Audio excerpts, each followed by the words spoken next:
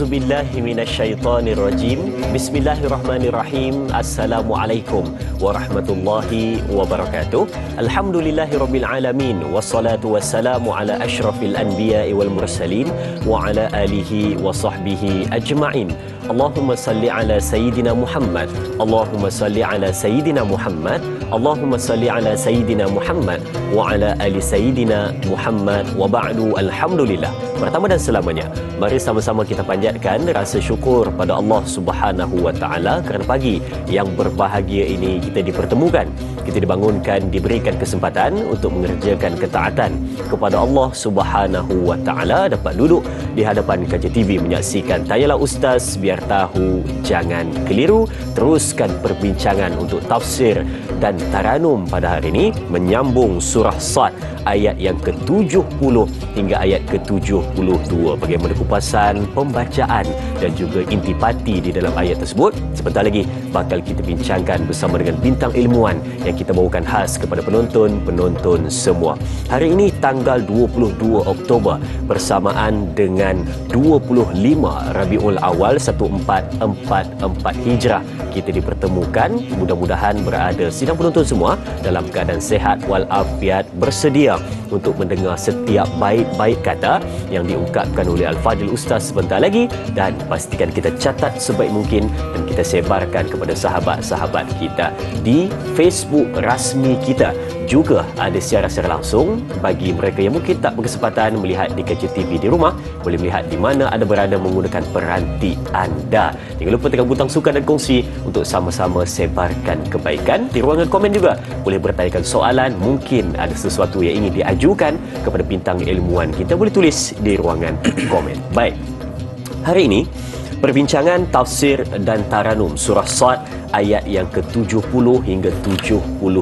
Bintang ilmuwan yang akan bersama dengan kita tidak asing untuk slot ataupun topik perbincangan tafsir dan taranum, yakni Al-Fadil Ustaz Muhammad Zarifi Muhammad Daud bersama dengan kita. Assalamualaikum Ustaz. Waalaikumsalam warahmatullahi wabarakatuh. Waalaikumsalam warahmatullahi. Subhanallah. Apa khabar? Habaq baik, alhamdulillah. Oh, tu dia. Awal dah keluar habaq baik tu dia. Alhamdulillah. Syukur, alhamdulillah. Ustaz, biasanya kalau kita membaca Al-Quran kan, tafsir taranum ni, kadang-kadang kita baca tu berlagu ataupun ada orang yang baca bendata biasa je. Soalan saya lah sebagai simple, soalan mudah awal kan. Kalau kita ni nak baca berlagu tapi tak berapa pandai, kalau kita baca biasa je tu, yang jenis sebut-sebut biasa tu je, okey ataupun dia kena perbaiki lagi Ustaz? Baik, dalam Al-Quran Allah Ta'ala sebut warattilil Qur'ana tartila. Bacalah Al-Quran dengan tartil. Tartil ni para ulama terjemahkan maksudnya ialah baca dengan suara yang baik, tentunya dengan tajwid kan. Kemudian kita tambah pula dengan taranum. Jadi kalau yang Da'i Azrin sebut kita baca kalau sekarang ni majlis tilawah peringkat antarabangsa kan, yang tu dalam format pertandingan. Kita baca secara tartil, ya, maknanya secara lambat sedikit bacaannya. Betul. Tapi kalau dalam seperti bacaan dalam solat, ya, kita sebut sebagai murattal tu. Jadi macam itu pun tak apa. Maknanya yang paling penting ada usaha untuk belajar mengaji kan. Betul. Perbetulkan tajwid kita, perbetulkan fasahah, dan yang paling penting kita nak bawa semangat, kita nak tadabbur, kita nak memahami isi kandungan Al-Quran dan kita menghayati dan mengamalkan apa yang Allah Ta'ala perintahkan kepada kita. Wallahu a'lam. Betul. Itulah sebab, ialah macam Ustaz sebut tadi kan, sekarang tengah berlangsungnya majlis tilawah Al-Quran, majlis tilawah dan menghafaz Al-Quran peringkat antarabangsa ke-62 bagi tahun 1444 Hijrah bersamaan dengan 2022 Masihi, yang berlangsung 19 hingga 24 Oktober 2022 di Dewan Plenari KLCC Kuala Lumpur, yang mana bermula dari 8.45 malam sehingga 11.30 malam. Bagi siapa yang berdekatan boleh pergi ke sana. Mudah-mudahan kita dapat sama-sama mendengar, meneliti ataupun sama-sama berada dalam majlis tersebut, dan juga boleh menyaksikan di siaran secara langsung di televisyen. Jadi jom kita sama-sama hidupkan roh bersama dengan Al-Quran untuk majlis tilawah Al-Quran peringkat antarabangsa seperti mana yang Ustaz Zarifi sebutkan sebentar tadi. Baik, okey, kita kembali dalam perbincangan kita untuk surah Sad ayat 70 hingga 72. Jadi saya serahkan dahulu kepada Ustaz untuk pembukaan membacakan ayat suci Al-Quran tersebut. Silakan. Assalamualaikum warahmatullahi wabarakatuh. Para penonton sekalian, kita baca ataupun menara kawalan kita pada pagi ini surah Sad ayat 70 sehingga ayat nombor 72 ya. 72. Baik, kita baca sama-sama. Bismillahirrahmanirrahim. In yuha ilayya illa annama ana nadhirun mubin.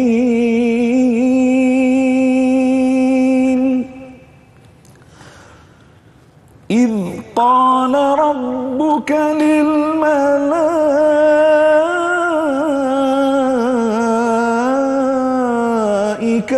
إني خالق بشرا من طين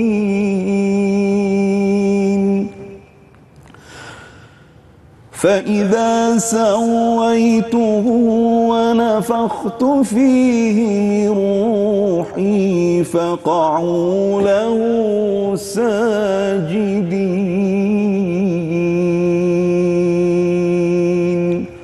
صدق الله العظيم.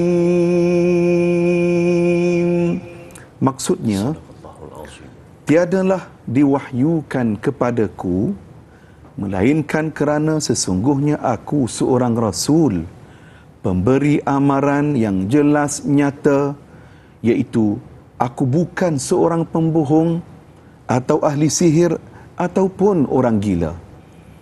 Ingatkanlah peristiwa tatkala Tuhanmu berfirman kepada malaikat, sesungguhnya aku hendak menciptakan manusia iaitu Adam dari tanah.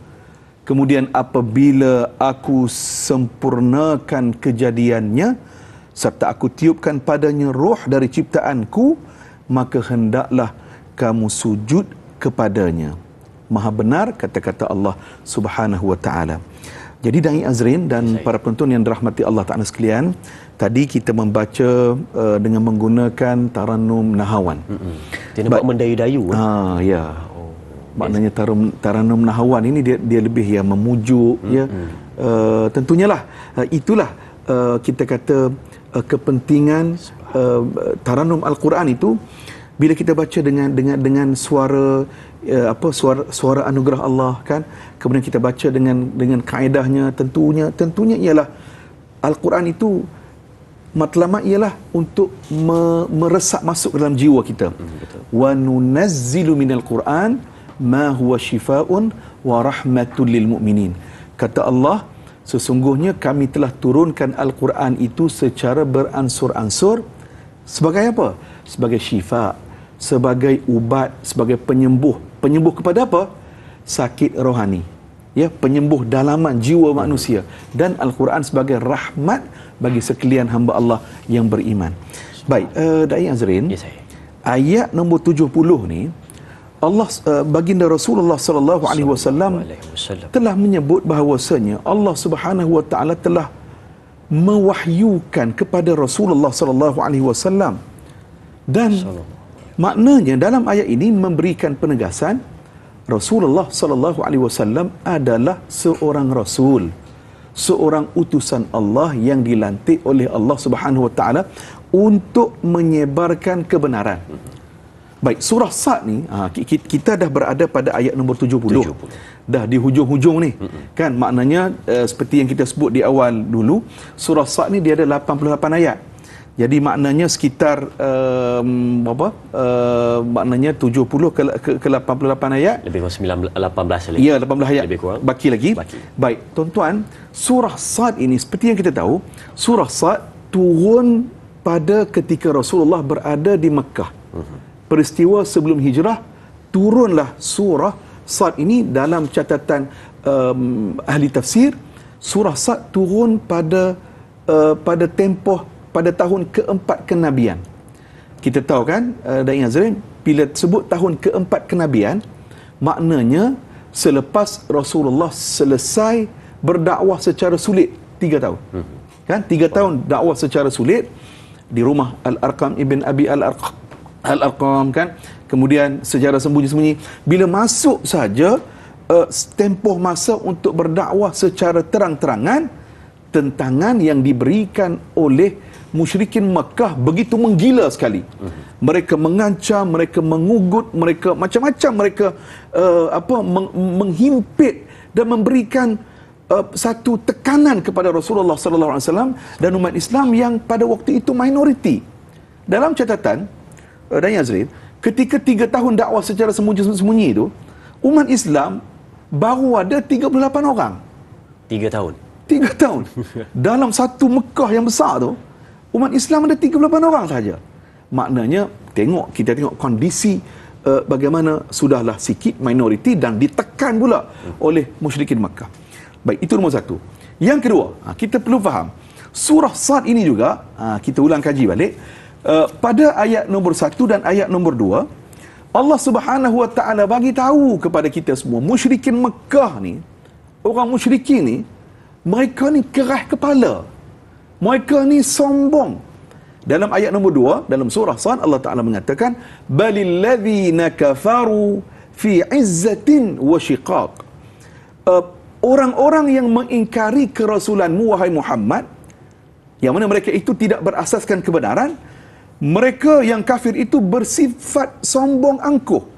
Kita gariskan pada ayat izzatin. Izzatin itu bermaksud, sombong ni, izzatin dalam bahasa Arab, dia memberi maksud, Yazrin, dia macam batu warna hitam yang keras.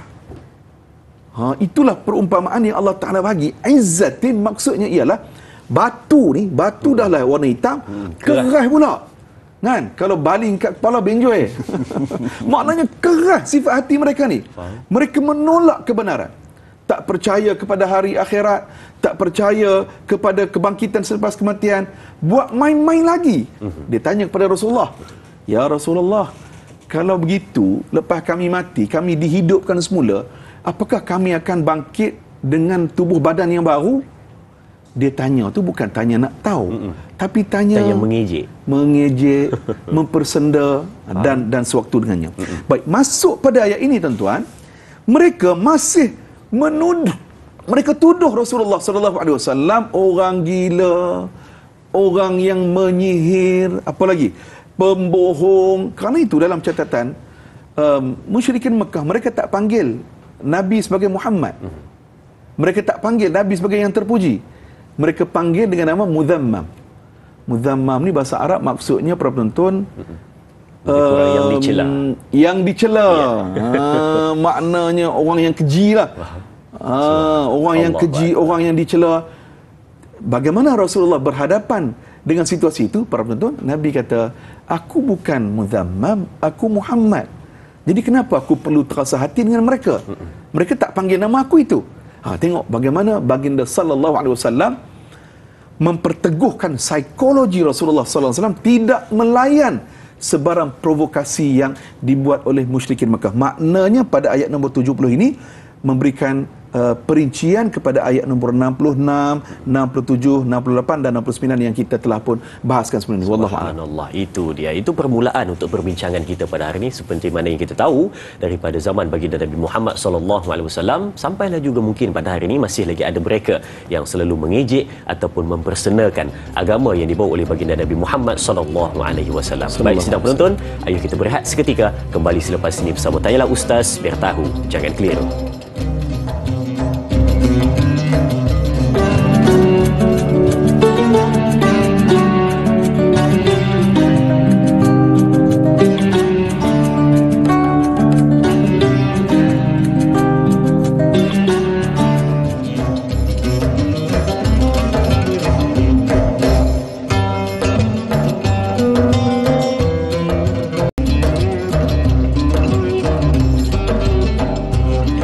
Jika kita melihat di dalam terjemahan ataupun maksud daripada ayat ke-70, tiadalah diwahyukan kepadaku, melainkan kerana sesungguhnya aku seorang Rasul, pemberi amaran yang jelas, nyata, bukan seorang pembohong atau ahli sihir atau juga si gila.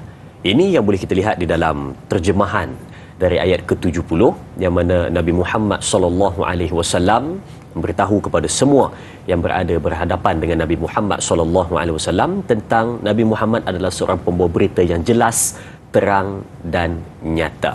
Jadi kalau di sini kita dapat dua perkataan, kita nampak jelas dan juga nyata. Tapi saya nak tanya sedikitlah kepada Al-Fadhil Ustaz sebelum kita ambil soalan dari penonton di Facebook.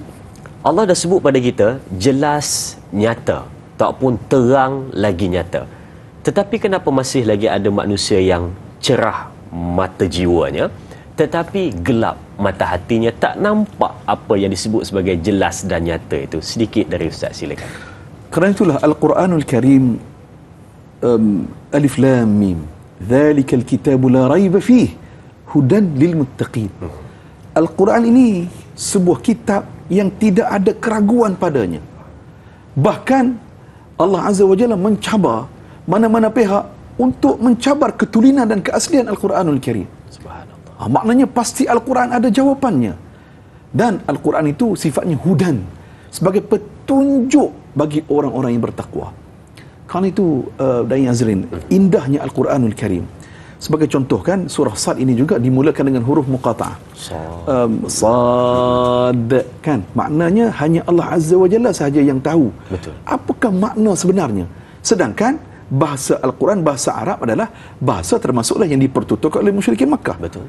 Maknanya mereka pun tak memahami apakah maksud Sad itu. Maknanya inilah kalam Allah al-mu'jiz, ya, kalam Allah yang mu'jizat, yang bersifat mu'jizat, yang diturunkan melalui perantaraan Jibril alaihissalam, al-muta'abbad bitilawati. Al-Quran ini apabila dibaca, ia menjadi pahala kepada kita. Dan kita tengok dalam surah Sad juga, Allah Ta'ala selepas menyebut perkataan ataupun kalimah Sad, Allah Azza wa Jalla memberikan satu pengiktirafan kepada Al-Quran, wal Qur'ani dzikr.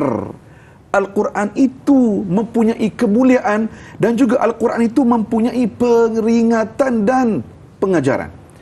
Jadi saudara penonton, kerana itulah dalam Al-Quran ayat yang lain Allah Ta'ala beri peringatan kepada kita. Wa man a'rada an dhikri fa inna lahu ma'isyatan dhanka wa nahsyuruhu yawmal qiyamati a'ma.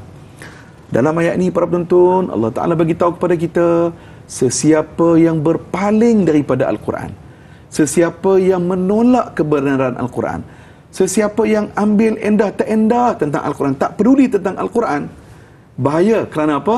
Allah Ta'ala kata, wa man a'rada an dhikri fa inna lahu ma'isyatan dhanka. Atas dunia ni Allah Ta'ala akan sempitkan hidup dia. Allah Ta'ala sempitkan hidupnya. Dalam catatan ulama tafsir, maksudnya itu juga bukan setakat atas dunia sempit, dalam kubur nanti juga akan disempitkan, akan dihimpit kubur orang yang berpaling daripada Al-Quran. Wa nahsyuruhu yaumal qiyamati a'ma. Dan di hari akhirat nanti mereka akan dibangkitkan dalam keadaan matanya buta. Bila bangkit mata buta di hari akhirat, baru tersedar, ya Allah, kenapa mata aku buta ni, kenapa aku tak nampak ni, sedangkan atas dunia dulu aku nampak, ya Allah. Baru tahu rupanya atas dunia dulu kita menolak kebenaran Al-Quran. Kita kata buat tak cara, buat tak tahu saja pada Al-Quranul Karim. Allah Ta'ala. Subhanallah, buat tak cara. Betul tak? Boleh ya? Cara saya sebut betul. Orang utara nak sebut bahasa apa, lorak Kelantan ni lain bunyi dia. Baik. Okey. Betul kata Ustaz sebentar tadi, bila mana di atas dunia cuba menutup mata, tak nak melihat apa yang disampaikan di dalam Al-Quran dan sengaja buat tak endah tentang apa nasihat yang telah pun diberikan, maka berhati-hatilah, azab Allah Subhanahu wa taala sangat pedih akan sampai pada mereka pada hari akhirat. Baik. Mungkin kita nak sambung sedikit lagi Ustaz berkenaan dengan penjelasan tentang ayat ke-70 sebentar tadi, yang mana bukan seorang pembohong, ahli sihir ataupun si gila. Sedikit dia. Silakan Ustaz. Baik, saudara penonton yang dirahmati Allah Subhanahu wa taala sekalian. Saya teringat dalam sebuah rancangan di BBC BBC Radio, saya terbaca satu artikel lah. Ada pendengar ini, mereka mencatatkan apabila berlaku perbualan dialog di antara penyampai perantara itu, DJ itu dengan penonton, dengan pendengar, ditanya kepada pemanggil itu, do you believe about God? adakah kamu percaya tentang Tuhan? Kamu percaya tentang syurga neraka? Jadi pemanggil itu bagi tahu, dia kata kalaulah seseorang itu percaya kepada Tuhan, percaya tentang neraka, percaya tentang syurga, tentu sekali mereka akan berlumba-lumba untuk mati segera. Kenapa? Sebab mereka yakin kematian itu ialah jalan untuk mereka masuk syurga Allah Subhanahu Wa Taala. Betul. Dengan syarat dunia ini disibukkan dengan perkara ibadah, ya, disibukkan dengan perkara untuk membantu orang. Maknanya mereka tidak bimbang akan kematian, tetapi yang mereka bimbang ialah bagaimanakah untuk berdepan dengan kematian. Maknanya mesti buat persiapanlah. Begitu. Jadi nak ceritanya, tuan-tuan muslimin dan muslimat yang dirahmati Allah Subhanahu Wa Taala sekalian, apabila kita membaca Al-Quran akan terselah kebenaran. Ya, apabila kita membaca Al-Quran, kita merasa insaf kerana Al-Quran memberikan pedoman, petunjuk kepada kita semua. Masalahnya dalam surah Sad ini Allah Taala bagi tahu sifat sombong, sifat bongkak, sifat ego lah yang menyebabkan musyrikin Mekah dan juga umat-umat terdahulu dihumbankan Allah dalam neraka. Contoh kaum Ad, contoh kaum Thamud. Kaum Ad, kaum Thamud ni Allah Ta'ala bagi banyak kelebihan kepada mereka. Antaranya 3K. Yang pertama intelektual, keintelektualannya hebat. Hebat dalam ilmu architecture, kemudian kuat tubuh badan pula. Kan? Boleh buat kerja-kerja berat. Ya. Tetapi keilmuan, kekuatan tubuh badan, keintelektualan yang mereka ada itu tidak menyebabkan mereka jadi hamba Allah yang tunduk dan patuh kepada Allah. Sebaliknya menjadikan mereka lebih jauh ingkar, kufur kepada Allah. Akhirnya Allah Ta'ala azab mereka itu. Wallahualam. Saya suka ayat Ustaz sebentar tadi. Mereka itu bukan takut kepada kematian, tetapi takut menghadapi kematian. Kerana mungkin ada sesuatu bekal yang belum lagi selesai, ataupun ada urusan yang masih lagi belum selesai yang dilakukan di atas dunia. Itu yang menjadikan takut ketika mana untuk berhadapan dengan Allah Subhanahu Wa Taala pada hari akhirat kelak. Baik, sedang menonton Keluarga Besar Tanyalah Ustaz, berehat sekali lagi. Kembali selepas ini bersama Tanyalah Ustaz, biar tahu jangan keliru.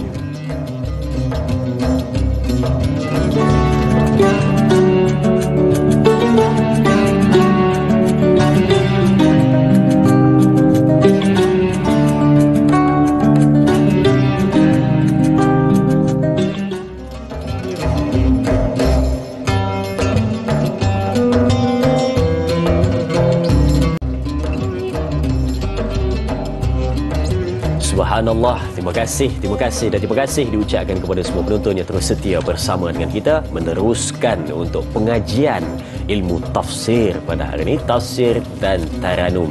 Kita menggunakan tafsir pimpinan Ar-Rahman, yakni karya dari Syekh Abdullah Basmeh yang mana bersama dengan kita pada ketika ini. Dan tuan-tuan, mungkin di rumah juga bersama dengan kita boleh ambil mushaf Al-Quran, buka surah Sad ayat yang ke-70 hingga ayat ke-72 perbincangan kita pada hari ini. Saya ucapkan terima kasih kepada semua penonton yang terus setia bersama dengan kita mengikuti perbincangan tafsir ataupun topik-topik perbincangan lain bersama dengan Tanyalah Ustaz. Mungkin yang menyaksikan pada ketika ini ada yang dari Malaysia, Indonesia, Brunei dan juga Singapura. Terima kasih dan terima kasih terus menjadi keluarga besar Tanyalah Ustaz, biar tahu jangan keliru. Baik, perbincangan ayat ke-70 tadi kita pun sudah selesai. Mungkin kita nak lihat pula pada ayat ke-71 dari Al-Fadhil Ustaz. Ingatkanlah peristiwa tatkala Tuhanmu berfirman kepada malaikat, sesungguhnya aku hendak menciptakan manusia, yakni Adam dari tanah. Silakan Ustaz. Baik, saudara penonton, ayat nombor 71 ni dia ada kaitan dengan ayat nombor 70. Ayat nombor 70 ni kan, seperti yang kita tahu bagaimana musyrikin Makkah 13 tahun Nabi dakwah kepada mereka di Makkah, tetapi mereka reject, mereka tak terima Rasulullah sallallahu alaihi wasallam, tak terima hidayah daripada Allah Subhanahu Wa Taala. Mereka tolak pujukan, ajakan yang dibawa oleh Rasulullah sallallahu alaihi wasallam.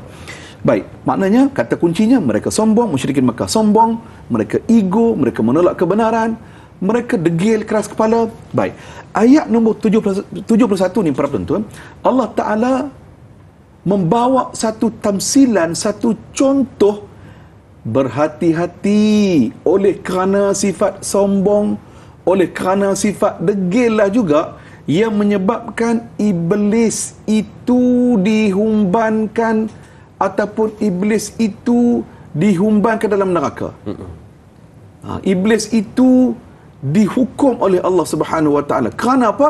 Kerana perangai dan watak mereka yang sombong dan ego, dengki pada orang. Jadi Allah Ta'ala bawa tamsilan ayat nombor 71 untuk menyedarkan musyrikin Makkah dan juga kita semualah. Jadi ayat nombor 71 dan ayat nombor 72 ni Allah Ta'ala nak cerita balik, cerita tentang bagaimana kekufuran iblis yang tak mahu ikut hukum dan peraturan Allah Subhanahu Wa Ta'ala. Jadi ayat nombor 71 Allah Ta'ala beritahu, "Idh qala rabbuka lil malaikati inni khaliqum basharan min tin." Ingatkanlah peristiwa, hey Muhammad, ingatkanlah peristiwa tatkala Tuhan kamu berfirman kepada malaikat, sesungguhnya aku hendak menciptakan manusia Adam itu daripada tanah. Maknanya Allah Ta'ala arahkan malaikat dan arahkan iblis untuk sujud kepada Nabi Adam alaihi salatu wassalam. Kita berhenti sekat. Baik, diciptakan Nabi Allah Adam alaihi salam, dan disitulah juga terlihat ataupun teringatnya kisah bagaimana iblis diusir kerana sombong dan tak ada hormat kepada sujud Nabi Adam alaihi salam, Nabi Allah Adam alaihi salam. Baik. Mungkin kita boleh petik sikitlah daripada surah Al-Mulk. Kita boleh lihat di dalam muka surat yang pertama dalam surah Al-Mulk tersebut, ada diceritakan tentang bagaimana ada satu golongan yang mana mereka ini menuju ke neraka Sa'ir, dan malaikat penjaga neraka pun bertanya, takkan tiada seseorang yang datang pada kamu bagi peringatan ketika mana di atas dunia untuk melakukan kebaikan, meninggalkan kejahatan? Takkan tak ada. Jadi mereka pun menjawab, ada yang malaikat, mereka datang pada kami bagi peringatan. Lalu malaikat bertanya, kalau dah ada mereka datang bagi peringatan, kenapa kamu masih lagi sampai ke sini?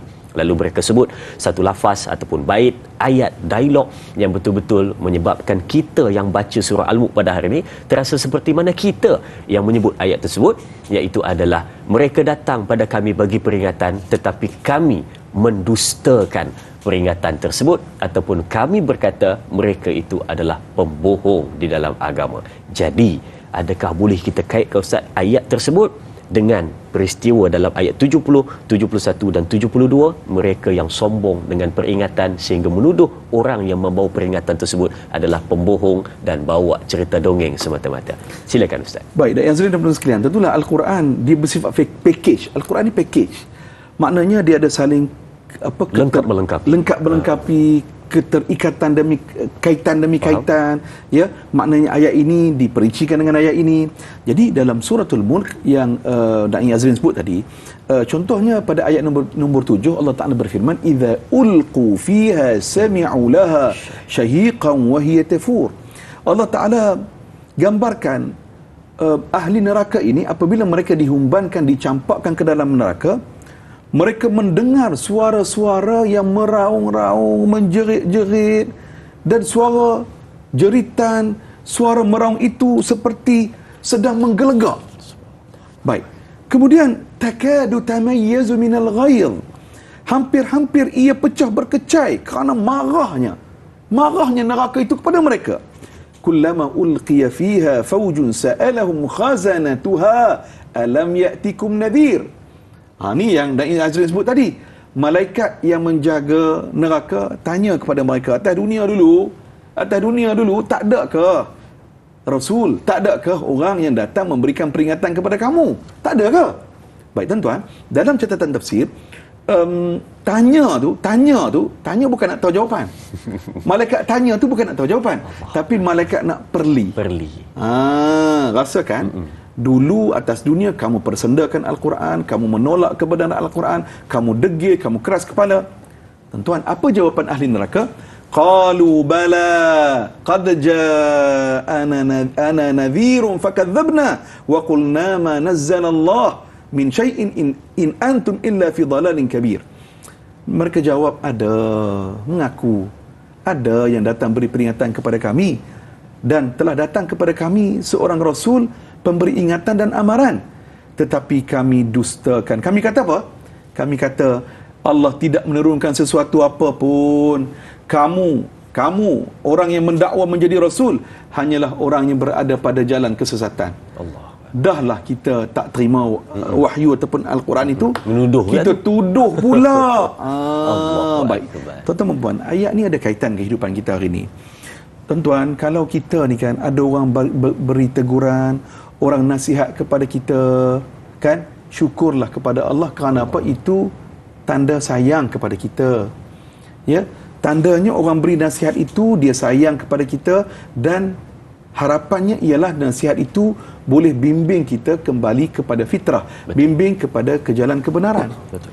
Tuan-tuan dan puan rahmati Allah, nasihat inilah yang sebenarnya asbab hidayah dan taufik. Dalam hidup kita ni tuan-tuan, penting dua benda ni, hidayah dan taufik. Hidayah tu apa? Petunjuk. Orang yang berada pada jalan kesesatan yang nyata, hidayah tak sampai-sampai pada dia. Na'udzubillah, ya, yang ni yang kita bimbang. Baik, setelah kita dapat hidayah, kita dapat teguran, kita dapat ilmu, kan? Kita insaf, itu ialah hidayah, petunjuk datang daripada Allah. Nombor dua yang penting ialah taufiq. Apa makna taufiq? Bimbingan. Bimbingan ni maknanya apa? Kita ni setelah kita sedar, kita insaf, kita faham, kita diberikan peringatan, kita perbetulkan diri kita. Kita buat amalan-amalan kebaikan. Itulah disebutkan sebagai taufik. Kita diberikan bimbingan untuk melaksanakan ilmu yang kita ada. Hari ini ada juga orang yang ada ilmu. Ilmunya tinggi, tetapi sayangnya taufik itu tak ada pada diri dia. Tidak dibimbing untuk melaksana ataupun mengamalkan ilmu yang dia ada. Jadi kita doalah tuan-tuan, puan-puan rahmati Allah, walaupun ilmu kita, termasuk saya lah, walaupun ilmu kita tak banyak, tetapi harap-harapnya kita beramal dengan ilmu kita. Karena itu tuan-tuan, Abdullah bin Abbas dan sahabat-sahabat yang lain lah, mereka bila tadabbur Al-Quran, mereka baca 10 ayat, mereka berhenti sekejap. Baca 10 ayat, bagi faham betul-betul 10 ayat, amal 10 ayat ni sungguh-sungguh, lepas tu baca pula 10 ayat. Maknanya secara bertahap-tahap. Jadi semangat inilah yang kita nak bawa dalam Tanyalah Ustaz. Kita baca, kita faham, kita insaf, kita tadabbur, dan kita bawa ayat Al-Quran ni dalam kehidupan kita, dalam konteks keluarga. Dalam konteks keluarga, bila kita sebut ni degil ataupun rasa bengkak ni nak marah, kan. Baik tuan-tuan, apabila contoh kita sebagai isteri, bila suami tegur kita, ya, suami kata, sayang ni tak betul ni, kenapa betul ni, kita jangan sentap. Ya, jangan sentap. Syukur alhamdulillah kita ada suami yang qawwam, suami yang faham agama, suami yang minat agama, nak perbetulkan kita. Alhamdulillah. Betul. Begitu juga tuan-tuan membuat, kita sebagai seorang suami, tiba-tiba isteri tegur kita. Alhamdulillah, syukur sebab Allah Ta'ala hadirkan isteri salihah yang menegur kita. Betul. Jangan kita sentap, aku suami mana boleh kena tegur. Jangan macam tu. Ego. Itu ego, kan? Jadi maknanya ayat ini walaupun Allah Ta'ala bercerita tentang perangai kelaku musyrikin Makkah, tetapi kata kuncinya apa tadi? Ego. Sombong. Keras kepala. Ini yang mesti kita hakiskan ataupun kita buang dalam sifat ataupun jiwa kita. Wallahu a'lam. Itulah yang berlaku dalam masyarakat pada hari ini, yang mana masih lagi ada sikap jangan tegur saya tahu apa saya buat dan awak tak ada hak nak tegur saya, kata. Okay. Dia masih lagi ada perangai macam itu. Jadi itu sebenarnya yang cukup kita takutkan, yang menolak kebaikan tersebut, satu, dan yang kedua adalah menuduh ataupun menghukum orang yang menegur tersebut sebagai pendusta, pembohong, kerana dia kata atas dunia tak ada apa pun bala yang sampai, jadi sebenarnya itu adalah pembohongan semata-mata, katanya. Ini juga kerisauan pada kita pada hari ini. Baik. Dan seterusnya, kalau kita lihat juga pada ayat ke-71 ni, bila mana menceritakan tentang bagaimana Allah berfirman kepada malaikat, sungguhnya aku hendak menciptakan manusia, yakni Adam, dari tanah. Dan mungkin juga kita boleh lihat di sini, perihal ataupun perangai manusia ni, di antaranya adalah mereka ini adalah senang untuk lupa akan sesuatu benda, Ustaz. Jadi mungkin juga bila mana contoh datang satu peringatan, datang satu teguran, datang satu nasihat, dia dapat diambil di hadam, tapi dalam masa yang sama dia terlupa untuk mengaplikasikan dalam kehidupan. Jadi Bagaimana Ustaz nak sebut sikit kepada penonton-penonton yang manusia ni memang betul selalu melupa dan selalu terlupa, tapi janganlah sengaja jadikan itu sebagai alasan untuk menidakkan setiap daripada amaran yang sampai. Silakan Ustaz. Baik, Dayan Azrin dan penonton sekalian, kita sebagai manusia betul, al-insan la yakhlu minal khata' wan nisyan. Ya. Manusia ni memang selalu alpa, selalu lupa, selalu buat salah. Tapi dia selalu jadikan tu alasan. Saya manusia, biar selalu lupa, biar biasalah dia. Ya, maknanya janganlah kita jadikan selama-lamanya alasan itu sebagai sebab untuk kita kekal berada dalam zon keberdosaan itu. Betul Ustaz. Ya, zon melakukan maksiat, zon melakukan penyelewengan. Jangan kita jadikan itu asbab. Kenapa? Orang Islam, orang beriman ini mereka mesti sentiasa mencari jalan untuk minta ampun, taubat kepada Allah dan perbetulkan diri, tinggalkan perkara maksiat. Wallahualam. Subhanallah, itu dia tadi sedikit dari Ustaz, tapi betul-betul menusuk ke dalam hati. Jangan jadikan itu alasan untuk menidakkan setiap amaran yang datang kepada kita. Manusia, al-insan, ada selalu melupakan sesuatu yang datang. Baik, kita berehat seketika, kembali selepas ini bersama Tanyalah Ustaz, biar tahu, jangan keliru. Jangan keliru.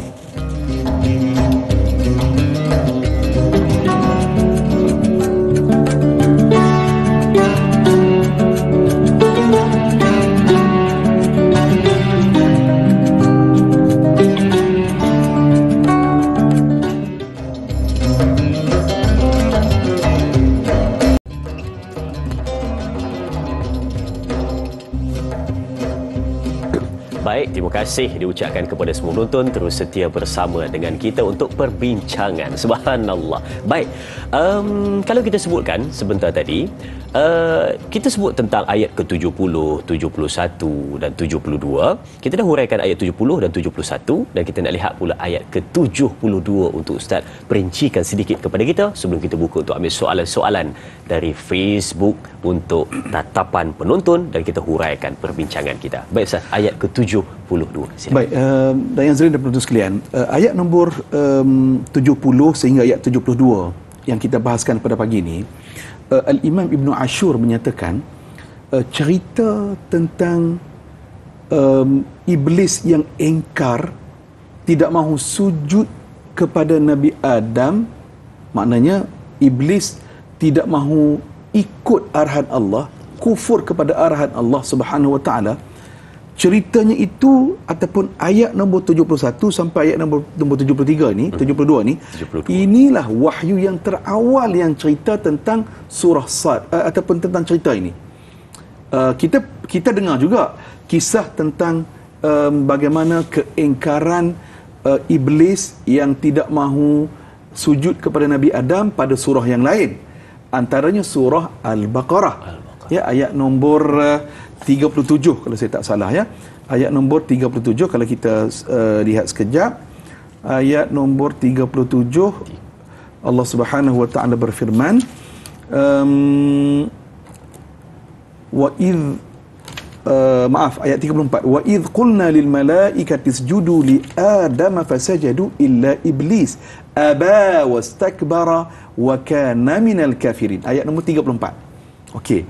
Jadi ayatnya itu kurang lebih ataupun temanya, ceritanya sama seperti ayat nombor 72 yang kita bahaskan ni. Baik, Al-Imam Ibn Ashur kata, oleh kerana surah Al-Baqarah itu merupakan surah Madaniyah.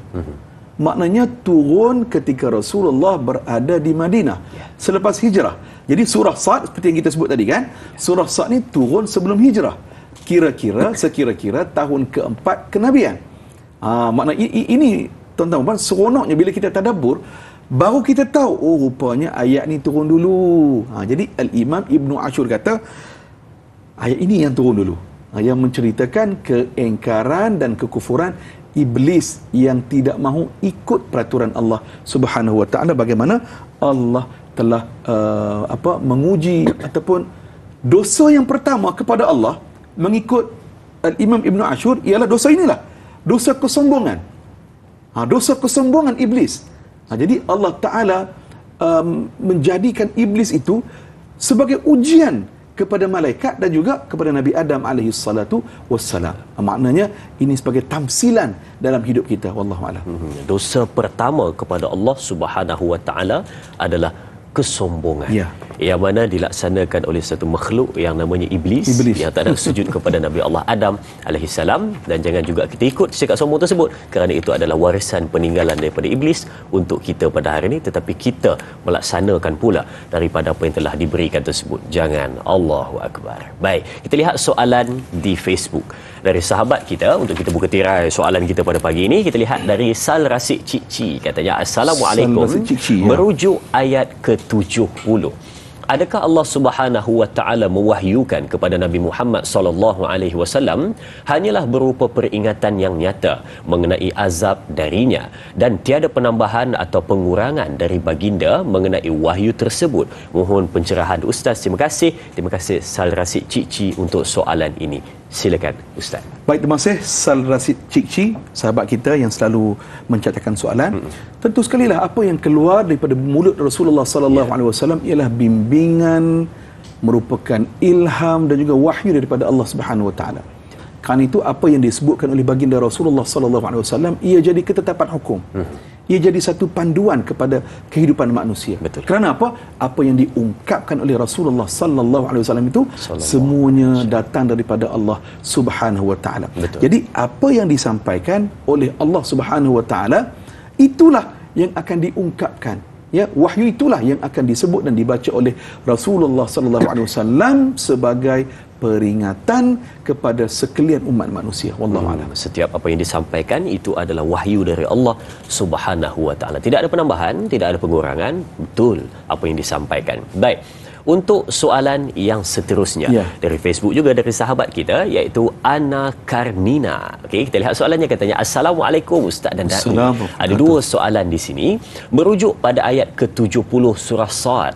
Mengapa orang-orang musyrik Makkah menyatakan Allah tidak menurunkan wahyu kepada Rasulullah sallallahu alaihi wasallam tentang adanya siksaan di akhirat bagi mereka yang mengingkari utusan Allah?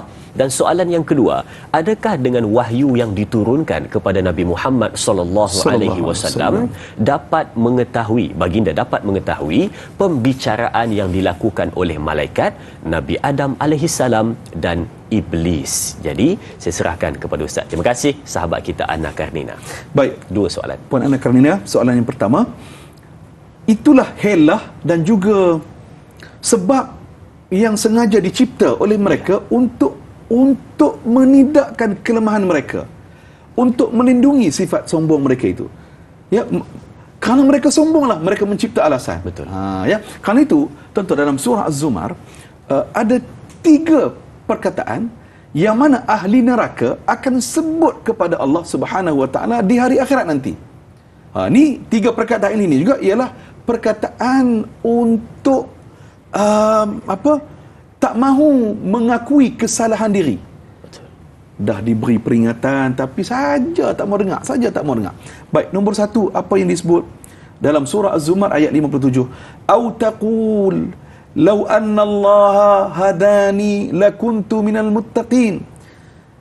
Maaf, itu nombor 2. Nombor 1, au taqulu nafsun ya hasrata ala ma farrattu fi jambillah wa in kuntu laminas sakhirin. Ya Allah, aku berasa sesal dan rasa kecewa pada hari ini, ya Allah. Kerana atas dunia dulu aku telah mencuaikan kewajipan-kewajipanmu, ya Allah. Maknanya menyesal dari Azrin. Allah Ta'ala bagi tahu mereka menyesal sebab atas dunia dulu mereka mencuaikan peraturan dan ketetapan agama. 1. Nombor 2, au taqula law anna Allah hadani lakuntu minal muttaqin. Ni yang mereka cari sebab ni. Dia kata dulu atas dunia dulu kalaulah Allah Ta'ala bagi hidayah pada aku dulu kalaulah Allah Ta'ala bagi hidayah kepada aku jadi orang bertakwa dah. Allah tak bagi hidayah ke aku ni. Dia cari punca lagi nak menidakkan keingkaran mereka di atas dunia dulu. Nombor 3 apa yang mereka sebut lepas ni, kita simpan dulu nombor 3 tu. Kita simpan dulu. Saya tadi Ustaz sebut dulu-dulu tu lagu lama tu. Tiba-tiba dia datang tak Oh, masa tu saya kecil lagi, dulu ku menderita tu Baik. Soalan yang kedua daripada sahabat kita Puan Ana Karnina sebentar tadi, katanya adakah dengan wahyu yang diturunkan kepada Nabi Muhammad sallallahu alaihi wasallam, Nabi Muhammad ataupun baginda Nabi tahu tentang pembicaraan Allah Subhanahu wa taala, Nabi Adam alaihissalam dan juga iblis? Tentu sekali dan Yazrin dan Puan Ana Karnina, betul, tentu sekali wahyu Allah Azza wa Jalla yang telah memberikan penerangan dan makluman kepada baginda Rasulullah sallallahu alaihi wasallam tentang apakah yang berlaku kepada selepas Allah Azza wa Jalla menciptakan manusia pertama, iaitu Nabi Adam alaihissalatu wassalam. Maknanya Al-Quran lah yang memberitahu, ataupun Allah Taala lah yang memberitahu kepada Rasulullah sallallahu alaihi wasallam, dan ibrahnya kisah itu ialah kepada kita umat manusia. Subhanallah. Baik Ustaz, kita ada pemanggil di talian. Alhamdulillah. Baik. Assalamualaikum. Siapa di sana? Waalaikumsalam warahmatullahi wabarakatuh. Dai Azrin, Wan Isa dan juga Ustaz Muhammad Zarifi, Muhammad Daud. Saya Umar bin Abdul Majid dari Felda Cini Timur 3, Pekan Pahang. Assalamualaikum Ustaz dan Dai. Waalaikumsalam warahmatullahi. Ya Tuan Umar, silakan soalannya. Alhamdulillah. Ya, ini soalan saya gini Ustaz. Kita dah tahu dah Ustaz peringatan demi peringatan kita dah baca, kita dah faham kadang, tapi kita degil lah Ustaz. Kerana termasuklah saya yang bercakap ni pun degil juga.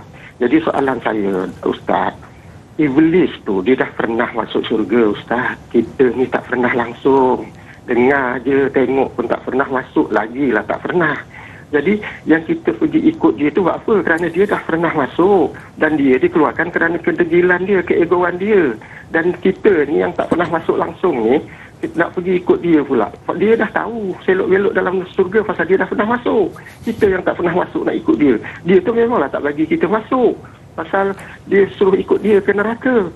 Jadi soalan saya ni Ustaz, kalau dah tahu benda tu salah, kita ikut lagi kerana keegoan kita. Saya pun nak, kalau boleh pagi-pagi ni minta Ustaz berilah sedikit tip ataupun kaedah terbaik untuk kita jangan terus terpesong jauh ikut iblis tu, kerana dia dah tahu dia tak bagi kita ikut, dia tak bagi kita masuk ke surga, dia suruh ikut dia ke neraka, dan kita pula nak ikut dia kerana kedegilan kita. Bukan tak ada peringatan katanya, ada peringatan tapi kita pula mendustakan peringatan. Jadi bagaimana cara kaedah terbaik untuk kita tidak terus sesat Ustaz? Itu soalan saya Ustaz dan Dai. Terima kasih banyak Ustaz dan Dai. Assalamualaikum. Waalaikumsalam warahmatullahi. Terima kasih Tuan Umar Abdul Majid untuk soalan ini. Saya waktu Tuan Umar tengah cerita tentang soalan tu, macam saya bermain movie di dalam otak saya. Saya membayangkan bagaimana yang diceritakan oleh Tuan Umar sebentar tadi. Jadi kita minta penjelasan dari Ustaz berkenaan dengan soalan itu. Silakan. Baik, tuan-tuan yang dirahmati Allah, cerita tentang iblis yang tak mahu sujud kepada Nabi Adam. Ya, betul. Sebab apa? Okey, yang pertama ialah kerana dia iblis ego, rasa besar diri, dan dalam surah Al-A'raf ayat nombor 21 ayat nombor 12, minta maaf, surah Al-A'raf, Allah Taala bagi tahu kenapa dia tak nak sujud ni. Iblis tak nak sujud sebab apa? Kerana penyakit ana khairun minhu. Tonton catat ya, surah Al-A'raf ayat nombor 12. Penyakit dia ialah ana khairun minhu, aku lebih baik daripada dia. Maknanya iblis rasa aku ni lebih bagus daripada Adam. Aku diciptakan daripada apa? Api. Kan? Dia pada tanah je. Dan aku dulu. Aku hidup dulu, aku ada dulu. Aku ahli ilmu pula. Kan? Aku maknanya aku dan aku. Jadi tuan-tuan rahmati Allah Taala sekalian, para ulama catatkan kenapa ego ni? Ego salah satu puncanya kerana perasaan hasad dengki. Allahuakbar. Ni penyakit hati manusia ni. Yang tadilah kita follow iblis lah. Kalau kita sakit hati ke orang, dengki ke orang, ego ni, ini penyakit iblis. Jadi tuan-tuan perempuan rahmati Allah, bila Tuan Haji Omar bertanya tadi, bagaimana kita nak peringat diri kita? Nombor satu tuan-tuan, boleh jadi hati kita ni bila susah nak terima nasihat, boleh jadi hati kita ni keras. Boleh jadi hati kita ni dah gelap gelemak dah. Kerana tu tuan-tuan, dalam riwayat sebutkan kepada kita, bila kita buat satu dosa, satu titik hitam melekat ke hati kita. Nabi kata lagi, apabila buat dosa yang kedua, melekat pula titik hitam yang kedua. Maknanya bila bertambah dosa kita tu, bertambah gelaplah hati kita. Dan kerana itulah para ulama sebut kepada kita, antara sebab punca kita ni malas buat ibadat, kita ni susah nak terima pendapat orang, susah nak terima nasihat orang, antara punca sebabnya ialah hati kita ni berada dalam kegelapan. Tamsilannya tuan-tuan, kereta kita lah yang ada di rumah sekarang ni, kan, yang bercuti kan, kereta kita tu tuan-tuan, bila cukup tempoh masanya 10,000 km, 20,000 km kan, dia kena servis, tukar minyak hitam, cek sistem penghawa dingin, macam-macam lah kan. Maknanya ada tempoh masa kena hantar servis di bengkel. Apa jadi? Dari Azrin, kalau kita main hentam je, bawa je kereta tu, tak peduli langsung lah. Sudah 100,000. Alamatnya rosaklah kereta tu nanti. Begitulah juga kita tuan-tuan, hati kita bila kita tak servis, nak servis bagaimana? Macam pagi ni baca Quran, baca zikir al-ma'thurat, zikir, baca Quran, duduk dengan orang-orang yang baik-baik, orang-orang yang saleh. Jadi inilah caranya untuk kita membersihkan hati kita. Mudah-mudahan dengan ia menyebabkan kita ini suka dengan nasihat. Hari ini betul, manusia ni kita lebih suka untuk dengar pujian. Betul. Kan? Kita suka sangat orang puji kita. Tapi hati-hati, pujian boleh menenggelamkan kita. Kita mesti mendengar nasihat, kerana nasihat itulah yang lebih penting untuk kita memperbetulkan diri kita. Wallahu a'lam. Wallahu a'lam. Dah tahu iblis membisikkan perkara yang tidak baik dan mengajak kamu ke arah kemungkaran, tetapi itu yang diikut. Sebaliknya, datang orang memberikan peringatan yang baik kepada kamu, menyelamatkan kamu daripada kesiksaan, tapi yang itulah yang kamu abaikan. Tanya balik, hati sudah servis ataupun belum? Baik, soalan seterusnya, kita ambil soalan di Facebook dari sahabat kita, Puan Masrifah No Jamain. Katanya, Assalamualaikum Ustaz. Bagi pendakwah ataupun orang awam yang cuba untuk menyampaikan peringatan yang baginda Nabi Muhammad SAW tinggalkan, adakah dianggap sebagai penyambung dakwah Nabi Muhammad SAW? Mohon perkongsian ilmu dari Ustaz. Terima kasih. Terima kasih juga Puan Masrifah No Jamain untuk soalan ini. Jadi saya minta Ustaz berikan pencerahannya. Silakan. Baik Puan Masrifah, soalan sangat baik. Balighu anni walau ayah. Sampaikanlah daripada aku ini walaupun satu ayat sahaja, sepotong ayat sahaja. Dalam Al-Quran Allah Ta'ala berfirman, kuntum khaira ummatin ukhrijat linnas. Kamu ni, kita ni, umat Muhammad, sebaik-baik umat. Sebab ta'muruna bil ma'ruf wa tanhauna 'anil munkar. Sebab kita ni Allah Ta'ala suruh kita sentiasa ajak orang buat kebaikan dan mencegah daripada kemungkaran. Jadi apabila kita sampaikan perkara yang baik-baik dan kita cegah kemungkaran, cegah penyelewengan, itu ialah tugas yang dibawa oleh Rasulullah sallallahu alaihi wasallam, dan kita merupakan orang ataupun ejen ataupun da'i, duat ataupun penyambung risalah dakwah Rasulullah sallallahu alaihi wasallam. Kerana itu para penonton, hari ini kita perlu berdakwah dengan akhlak kita. Orang bukan Islam mungkin mereka tak baca Quran, mereka tak baca hadis, tetapi mereka membaca diri kita. Jadi tuan-tuan, kita hidupkan akhlak, contoh benda yang mudah sangat. Rasulullah sallallahu alaihi wasallam pernah menggambarkan ada seorang lelaki ni, dia mengalihkan satu benda bahayalah di atas jalan. Ustaz, kita sambung lelaki itu dan juga yang bahaya itu, saya rasa mungkin kita boleh biarkan penonton rasa macam siapa lelaki itu dan apakah yang bahaya itu. Jadi mungkin kita boleh bawa untuk perbincangan seterusnya. Jadi terima kasih Ustaz dan terima kasih kepada penonton-penonton. Kita berakhir di sini dahulu di TV3, sambungan 30 minit di TV9. Teruskan menonton Tanyalah Ustaz, biar tahu jangan keliru.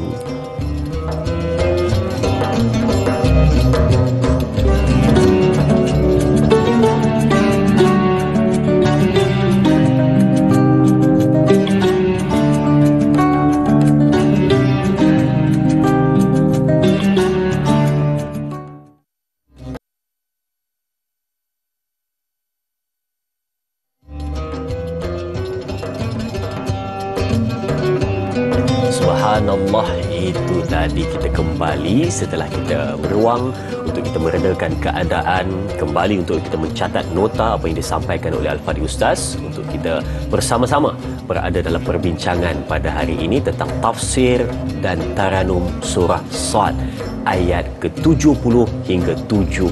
3 ayat kita bincangkan pada hari ini untuk pencerahan kepada penonton-penonton berkala. Macam tadi Ustaz ada cerita pada kita, para sahabat kalau membaca Al-Quran 10, lepas tu memahami, meneliti, melihat, mengaplikasi, lepas tu 10 pula macam kita beri masa 1 minggu. 3 kita belajar, lepas tu kita beri ruang untuk kita meneliti, melihat, lepas tu Sabtu dan Ahad kita kembali untuk perbincangan tafsir dan taranum. Saya ingatkan kepada penonton-penonton, jangan lupa setiap Sabtu dan Ahad kita ada tafsir dan taranum untuk perbincangan surah bait kata demi ayat ke ayat. Baik. Okey, tadi Ustaz cerita seorang lelaki dan juga bahaya di tengah jalan. Okey. Yang kita gantungkan seketika tadi tu, lelaki dan juga bahaya di tengah jalan. Saya pun belum lagi dapat gambaran bagaimana cerita tersebut. Jadi saya serahkan kepada Ustaz untuk meneruskan penceritaan itu. Silakan. Baik, para penonton sekalian, dalam riwayat hadis ini Rasulullah sallallahu alaihi wasallam bagi tahu kepada kita, Nabi kata, aku telah memandang seorang lelaki yang sedang bersenang lenang dalam syurga. Dia sedang berseronok-seronok, bersenang lenang dalam syurga. Apa amalan dia buat atas dunia? Kecil saja pada pandangan mata kita. Dia alih kayu, yang mana kayu tu menghalang laluan orang, membahayakan kepada orang, dia alih, dia letak dalam tong sampah gitulah. Maknanya dia alih bahaya dari atas jalan. Jadi maknanya dengan amalan yang kecil macam itu, masuk syurga dia. Masuk syurga. Ini rahmat Allah Subhanahu Wa Taala. Yang kedua, tuan-tuan, puan-puan muslimin muslimat yang rahmati Allah. Dalam satu riwayat, pada satu hari Nabi sallallahu alaihi wasallam sedang mengajar di masjid, tiba-tiba masuk seorang sahabat. Sahabat ni bukan sahabat yang kanan. Bukan tokoh yang besar. Maknanya sahabat biasa-biasa. Bila Nabi nampak dia masuk, Nabi kata, kamu ahli syurga. Sahabat-sahabat yang lain ni terkejutlah. Tengok dia ni orang biasa-biasa je. Tapi Nabi kata dia ahli syurga. Baik, ringkas cerita, Abdullah bin Umar, dia nak tahu apa amalan yang dibuat oleh sahabat ini. Dia pun tumpang bermalam, tumpang tidur di rumah sahabat ini.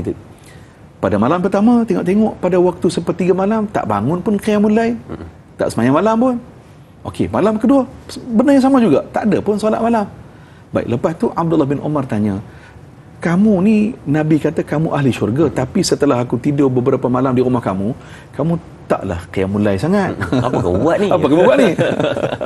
Okey, tuan-tuan, sahabat ni baru bagi tahu. Dia kata, aku tak ada lah amalan yang hebat-hebat. Cuma satu je aku buat, dia kata. Sebelum aku tidur, aku akan maafkan semua orang. Allah. Aku maafkan semua orang. Mungkin orang tu mengata aku mengata depan kan, mengata belakang kan, aku maafkan. Tuan-tuan, puan-puan rahmati Allah, tengok, memaafkan orang itu sahaja. Pada kita rasa kecil, rasa macam tak ada apa-apa.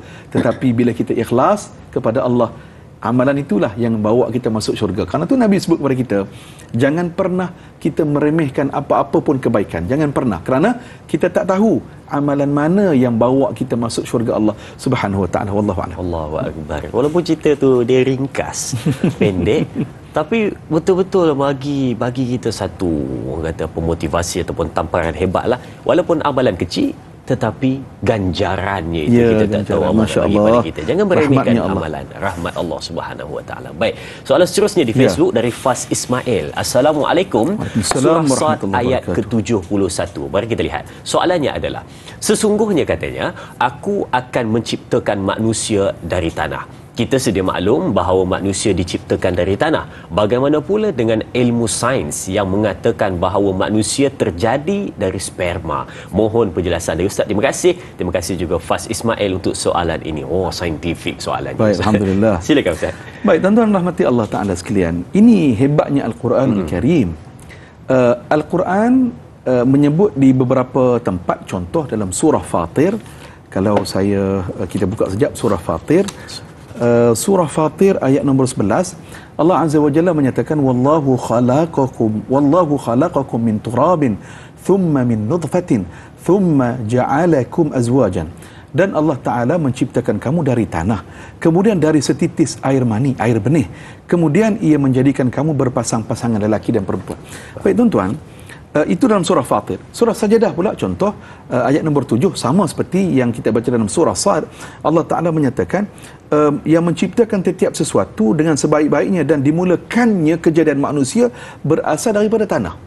Kemudian dalam surah Al-Mu'minun ayat 12 Allah Ta'ala bagi tahu sesungguhnya kami telah menciptakan manusia itu dari pati yang berasal daripada tanah.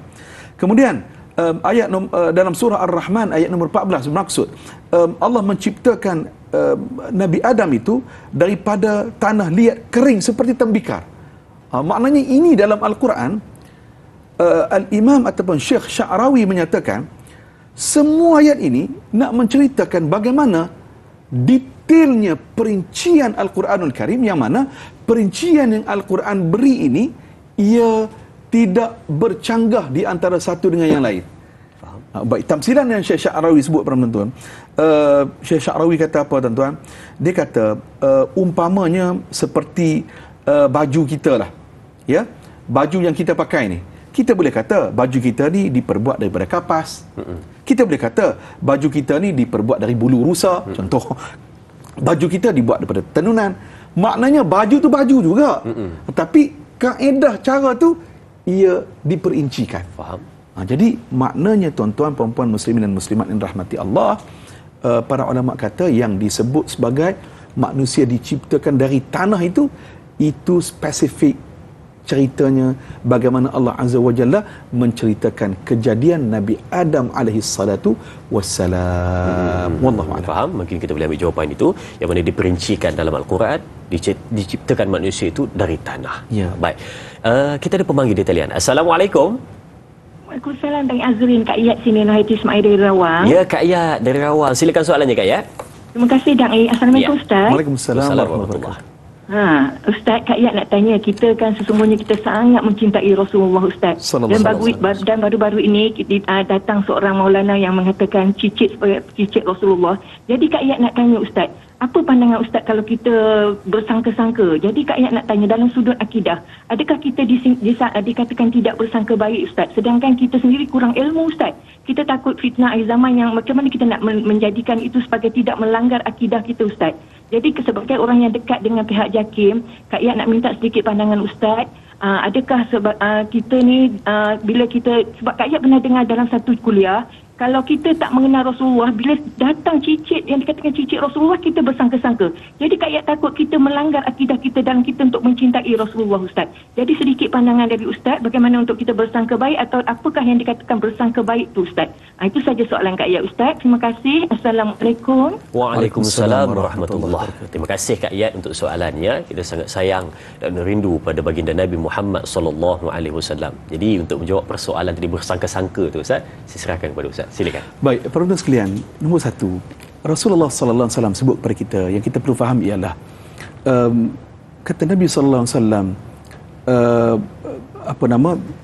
la yu'minu ahadukum hatta akuna ahabba ilaihi min walidihi wa waladihi wan nas ajma'in. Tidak sempurna iman kamu sekiranya kamu tidak mencintai aku. Itulah Rasulullah sallallahu alaihi wasallam. Maknanya tak sempurna iman kita kalau kita tak cinta Rasulullah sallallahu alaihi wasallam melampaui cinta kita kepada ibu bapa, anak-anak dan seluruh sekalian umat manusia. Maknanya baik, yang kita kena faham ialah cinta kepada Rasulullah sallallahu alaihi wasallam. Itu yang paling utama. Jadi nak cinta Rasulullah sallallahu alaihi wasallam ni bagaimana?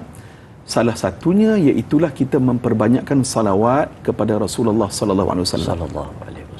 Salawat yang bagaimana, Ustaz? Tuan-tuan, yang paling mudah salawat dalam solat kita lah. Kan yang kita dah hafal dah sejak tadika lagi, dan itulah yang diajarkan dalam solat kita. Salawat Ibrahimiyah.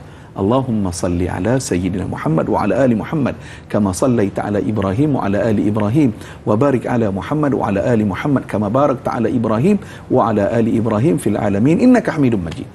Okay, satu. Yang kedua, apa yang disampaikan oleh Rasulullah sallallahu alaihi wasallam, Nabi sebut kepada kita, taraktu fikum amrain lan tadillu ma in tamassaktum bihima. Pegang pada dua benda ni, kamu takkan sesat selama-lamanya, dunia dan akhirat. Apa dia? Al-Quran dan sunnah Rasulullah sallallahu alaihi wasallam. Jadi maknanya, tuan-tuan rahmati Allah, baginda Nabi pun sebut kepada kita, dan Al-Quran pun sebut kepada kita, ya ayuhan nasu inna khalaqnakum min dzakarin aw untha wa ja'alnakum syu'uban wa qabaila lita'arafu inna akramakum 'indallahi atqakum. Ya, inna akramakum 'indallahi atqakum. Baik, maknanya tuan-tuan rahmati Allah, Nabi pun sebut tidak ada beza kita ni, kan, orang Arab ke, betul, orang biasa ke, kan, kedudukan kita ini ataupun bangsa kita ini, bangsa ataupun kedudukan kita itu kaya ke miskin ke, kita itu tak jadi hal. Maknanya itu tidak membezakan kita. Yang Allah nak tengok kita ialah inna akramakum 'indallahi atqakum. Yang Allah nak tengok ialah takwa kita ni. Takwa kita ni. Jadi maknanya para penonton, kita mesti memperbetulkan kefahaman kita. Kefahaman kita. Maknanya apa? Yang utamanya ialah cinta kepada Rasulullah sallallahu alaihi wasallam. Orang yang cinta kepada Rasulullah ni bagaimana? Dia selawat kepada Rasulullah sallallahu alaihi wasallam dan dia beramal dengan apa yang Rasulullah sallallahu alaihi wasallam perintahkan kepada dia. Nak tengok di mana? Tengoklah Al-Quran, tengoklah hadis Rasulullah sallallahu alaihi wasallam. Hadis Rasulullah tu nak tengok di mana? Okey, yang simple-simple lah kita sebut. Hadis 40 dalam Riyadhus Salihin. Maknanya apa yang Nabi sebut itu kita amalkan dalam hidup kita. Itu cinta Nabi lah. Itu yang lebih utama. Kan, contoh Nabi sebutkan kepada kita, Basyiril Masya'in, berilah khabar gembira kepada orang yang berjalan ke masjid pada waktu gelap gelita. Beri khabar gembira. Khabar gembira yang bagaimana? Nabi kata, orang itu akan diberikan cahaya yang terang benderang di hari akhirat nanti. Maknanya ini yang Nabi sebut. Maknanya bagi orang yang faham, ini Nabi sebut ni, ini benda utama, ini yang aku perlu ikut ni. Maknanya kita mesti ikut di atas landasan ilmu, fakta, hujjah dan disiplin ilmu. Ya, dan yang paling penting tentunya lah kita merujuk kepada pihak berautoriti ataupun pihak berkuasa agama. Siapa? Jabatan Agama Islam di negeri-negeri dan juga pejabat mufti ataupun jabatan mufti di negeri-negeri. Jadi kalau kita ada apa-apa pertanyaan dan sebagainya, kita rujuklah kepada pihak berkuasa agama Islam negeri-negeri yang saya sebut tadi, Jabatan Agama Islam Negeri dan juga Jabatan Mufti negeri-negeri yang akan memberikan jawapan yang tuntas kepada kita. Wallahu a'lam. Kemas jawapan Ustaz yang berikan kepada kita penuh dengan hikmah. Jadi kita nak ambil soalan juga di Facebook dari sahabat kita, Puan Sahziatul Sidi, katanya, Assalamualaikum, ayat 71. Apakah hikmahnya pengulangan penceritaan asal-usul manusia dalam surah-surah? Apakah untuk mengingatkan supaya kita sedar diri, tidak menyombongkan diri, katanya. Baik, terima kasih diucapkan kepada sahabat kita untuk soalan ini. Jadi, sebelum kita rungkaikan persoalan itu, kenapa diulang banyak kali dalam Al-Quran, dalam pelbagai surah, sebelum kita jawab, kita berjeda seketika. Kembali selepas ini, bersama Tanyalah Ustaz, biar tahu, jangan keliru.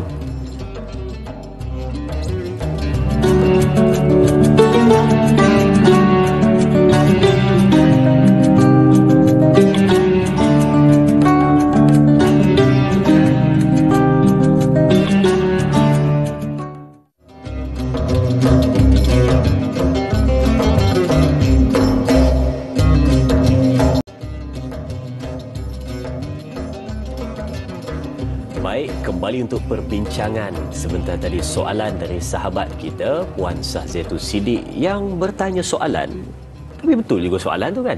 Pengulangan banyak kali penceritaan tentang kejadian asal-usul manusia dalam banyak surah dalam Al-Quran. Apakah hikmahnya?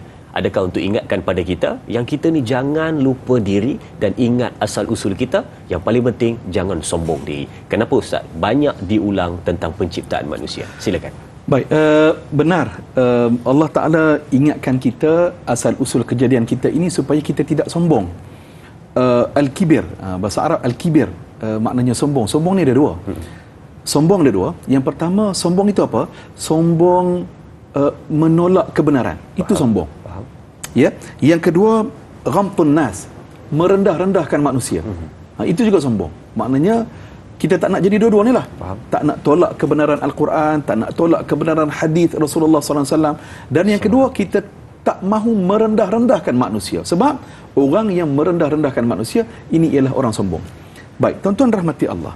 Seperkara lagi, nak kait yang ayat Al-Quran tadi. Inna akramakum indallahi atqakum. Semulia-mulia kita ini ialah orang yang paling bertakwa kepada Allah. Maknanya apa? Yang menentukan kita ni jadi orang baik ataupun tidak ialah amal saleh. Amal saleh itu yang akan menentukan kita.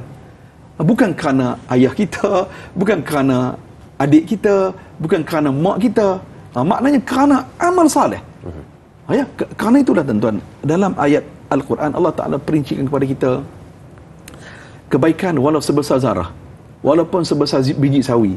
Kan, kebaikan ataupun keburukan walaupun sebesar biji sawi, sebesar zarah, semua itu tidak pernah terlepas daripada pandangan Allah. Semua itu akan dinilai dan dihitung oleh Allah Subhanahu wa taala. Kerana itulah tuan-tuan, dalam surah Al-Asr, surah paling ringkas, Allah Taala peringat kepada kita, wal asr, demi masa, Allah bersumpah dengan masa. Innal insana lafi khusr. Manusia ni semua rugi. Semua manusia rugi kecuali 4 orang saja. 4 golongan saja. Siapa? Illal ladzina amanu. Kecuali orang beriman, mereka tak rugi. Wa amilus salihat, orang yang melakukan amal-amal saleh. Wa tawasaw bil haq, memberi nasihat kebenaran. Wa tawasaw bis sabr, memberi nasihat kesabaran.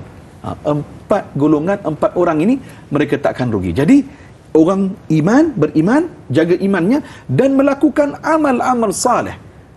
Ini yang paling penting tuan-tuan, yang kita kena bawa kefahaman dalam hidup kita ni. Ini dia. Ini yang kefahaman kita mesti bawa. Wallahu a'lam. Wallahu a'lam. Dua kesombongan yang kita tak nak. Sombong menolak kebenaran, dan sombong merendah-rendahkan manusia. Dua-dua ni tak baik dan dua-dua ni kita tak nak. Tapi selalunya ada hinggap salah satu, iaitu yang kedua. Baik. Kita lihat juga soalan dari sahabat kita di Facebook, dari Jura Azlin Sofian. Katanya, Assalamualaikum. Ayat ke-72. Apakah yang dimaksudkan sujud dalam petikan ayat ini? Dan apa yang menyebabkan para malaikat akhirnya sujud kepada Nabi Allah Adam alaihissalam? Mohon pencerahan Ustaz. Terima kasih. Terima kasih juga sahabat kita Jura Azlin Sofian untuk soalan ini. Apakah yang dimaksudkan dengan perkataan sujud itu Ustaz dalam ayat 72? Silakan. Baik, tuan-tuan yang dirahmati Allah Ta'ala sekalian, perkataan sujud, perkataan sujud pada ayat nombor 72, fa idza sawaituhu wa nafakhtu fihi min ruhi faqa'u lahu sajidin. Kemudian apabila kami sempurnakan kejadian Adam alaihissalam itu, serta kami tiupkan roh padanya menjadi ciptaan Allah, maka hendaklah kamu sujud kepadanya. Baik tuan-tuan, dalam tafsiran, contoh dalam tafsir Al-Imam Al-Qurtubi, ada 2 makna. Yang pertama, maksudnya ialah sujud itu ialah sujud hormat, bukan sujud ibadat. Maknanya perintah supaya malaikat sujud kepada Nabi Adam itu ialah sujud hormat, bukan sujud ibadat. Okey, satu. Pendapat yang kedua, dalam tafsir Al-Imam Al-Qurtubi kata, itu memang sujud betul. Allah Ta'ala arahkan supaya malaikat dan iblis sujud kepada Nabi Adam. Baik, tuan-tuan, dalam catatan tafsir kata, walaupun sujud itu hanya sebenarnya mesti kepada Allah sahaja, tiba-tiba kenapa perlu sujud pada Nabi Adam, kepada makhluk, kepada manusia ni? Baik, dalam catatan tafsir kata, oleh kerana Allah sendiri yang menyuruh malaikat dan juga iblis sujud kepada Allah, pemilik ataupun punya syariat yang mengarahkan supaya sujud, jadi tak salah lah. Sebab Allah Ta'ala sendiri yang suruh ataupun yang mengarahkan malaikat dan juga iblis sujud kepada Nabi Adam alaihi salatu wassalam. Jadi ini 2 pendapat dalam tafsir, antaranya tercatat dalam tafsir Al-Imam Al-Qurtubi. Baik, malaikat disujud kerana apa? Kerana malaikat ini hamba Allah yang taat kepada Allah Subhanahu wa ta'ala. Taat kepada Allah Subhanahu wa ta'ala, taat melaksanakan tugas kepada Allah Subhanahu wa ta'ala. Sedangkan ataupun iblis itu aba wastakbara, mereka ingkar dan mereka takabur, mereka ingkar kepada Allah Subhanahu wa ta'ala. Wa na'udzubillah. Maknanya sujud tersebut adalah sujud hormat pada Nabi Adam alaihissalam. Itu yang dimaksudkan. Baik Ustaz, kita dah sampai ke penghujung. Masya-Allah. Seperti biasa, kita hari ini membincangkan 70, 71, 72 ayat dalam surah Sad, ayat ke-70 hingga 72. Jadi saya minta Ustaz untuk berikan kepada penonton-penonton 3 pengajaran dari 3 ayat ini Ustaz. Silakan. Baik, nombor 1, kita sebagai manusia jangan sombong. Ya. Jangan sombong dan jangan menyombong. 1. Yang kedua, ingatlah asal usul kejadian kita, ya, daripada daripada air mani, setitis air mani yang hina itu, kemudian daripada tanah. Ingat sejarah manusia ataupun penciptaan kita. Dan yang ketiga, tuan-tuan dan puan dirahmati Allah Subhanahu Wa Taala sekalian, tentunya lah Allah Taala memberikan satu kefahaman kepada kita, hidup kita ini mestilah berpandukan kepada syariat, hukum hakam, ketetapan yang telah ditentukan oleh Allah. Kita mesti jadi hamba Allah yang taat kepada Allah Subhanahu Wa Taala. Itu 3 plan tindakan kita pada pagi ini. Wallahu a'lam. Mungkin kita boleh rangkumkan daripada apa Ustaz sebutkan sebentar tadi, iaitu satu pesanan kita, jangan sombong kepada sesiapa, jangan tolak kebenaran dan jangan merendahkan sesiapa. Itu adalah intipati daripada perbincangan kita pada hari ini. Jadi Ustaz, kita doa ringkas Ustaz, silakan. Baik, insya-Allah sama-sama kita berdoa. Bismillahirrahmanirrahim. Alhamdulillahirabbil alamin. Wassalatu wassalamu ala sayyidil mursalin. Amin. Sayyidina Muhammadin wa ala alihi wa sahbihi ajma'in. Allahumma ighfir lana dhunubana wa liwalidina warhamhum kama rabbawna shighara. Amin. Ya Allah, ya Rahman, ya Rahim, ampunkanlah dosa kami, ampunkanlah dosa kedua ibu bapa kami, dan kasihkanlah mereka seperti mana mereka menjaga kami semenjak kecil lagi. Amin. Allahumma inna nas'aluka ilman nafi'a wa rizqan tayyiba wa amalan mutaqabbala. Wahai Allah, anugerahkanlah kepada kami ilmu yang bermanfaat. Wahai Allah, anugerahkanlah kepada kami rezeki yang halal dan barakat. Dan ya Allah, Engkau terimakanlah, perbaikilah segala amal-amal kami ya Allah. Rabbana atina fid dunya hasanah wa fil akhirati hasanah wa qina adzaban nar. Wa sallallahu ala sayyidina Muhammad wa ala alihi wa sahbihi ajma'in. Walhamdulillahi rabbil alamin. Amin amin ya rabbal alamin. Terima kasih diucapkan kepada Al-Fadhil Ustaz atas pencerahan dan kupasan yang cukup menarik. Terima kasih diucapkan kepada semua keluarga besar Tanyalah Ustaz, biar tahu, jangan keliru. Jangan lupa esok bersama dengan kami sekali lagi, dengan saya dan juga Al-Fadhil Ustaz Zarifi Muhammad Daud, untuk topik perbincangan sama surah Sad, tetapi pada ayat ke-73 hingga ke-75 untuk kupasan pada esok hari. Teruskan menonton Tanyalah Ustaz, biar tahu, jangan keliru. Kita tutup dengan tasbih kafarah dan suratul Asr. Subhanakallahumma wa bihamdika asyhadu an la ilaha illa anta astaghfiruka wa atubu ilaik. Bismillahirrahmanirrahim. Wal 'asr innal insana lafi khusr illa alladhina amanu wa amilus solihat wa tawassaw bil haqq wa tawassaw bis sabr. Sekian, berjumpa lagi. Assalamualaikum warahmatullahi wabarakatuh. Ala Muhammad sallallahu alaihi wasallam. Sallallahu ala Muhammad sallallahu alaihi wasallam. Ya Nabi, salam alaika. Ya Rasul, salam alaika. Ya Habib, salam alaika. Salawatullah alaika. Sallallahu ala Muhammad sallallahu alaihi wasallam. Sallallahu ala Muhammad sallallahu alaihi wasallam. Ashraqal badru alaina fahtafat minhu al